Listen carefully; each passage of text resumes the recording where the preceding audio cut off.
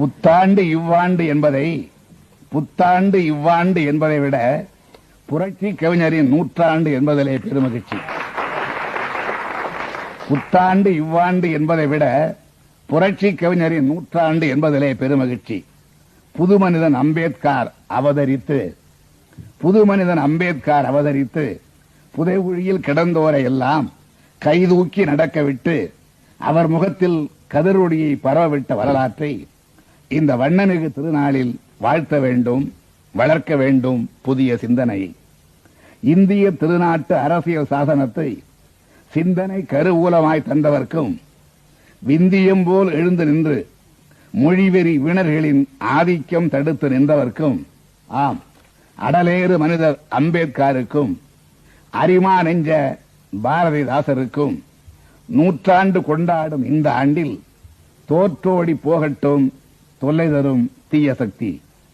ஜாதியிலே மதங்களிலே சாத்திர சகதியிலே சாயாதீர் மனிதர்கள் என்ற சான்றோன் வடலூர் வள்ளலார் வார்த்தைகளை மதித்தோம் இல்லை. அவருக்கு வான்மழைக்க தோரணம் கட்டி விழா மட்டும் எடுக்கின்றோம் வெட்கமில்லை.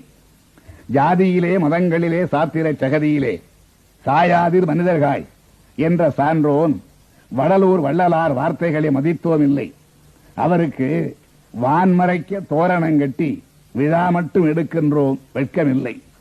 பிறப்புக்கும் எல்லா உயிர்க்கு வென்ற பெருமகனாம் வள்ளுவருக்கு சிறப்பு மட்டும் செய்கின்றோம். ஆனால் அவர் செப்பியதை செயல்படுத்த மறுத்துவிட்டு பெற்றெடுத்த பெண்ணுக்கும் பிள்ளைகளுக்கும் உற்றார் உறவுக்குள் சம்பந்தம் தேடுகின்றோம். இந்த ஊருக்கு உபதேசிகளால் கொண்ட கொள்கைக்கு என்ன லாபம்? உள்ளதை சொன்னால் உடலெறிந்து வருவதேன் கோபம்? சிந்தனையில் விளைந்த செல்வம் சீர்திருத்த கொள்கையெனில் செயல்படாது அதனை விடுத்தல் பெரும் துரோகம். துரோகத்தை போற்றி துதிபாடி தொழுவதற்கு எட்டப்பன் காலத்திற்கு முன்பிருந்தே பழகிவிட்ட தமிழர்களும் இருக்கின்றார் தமிழ்நாட்டில்.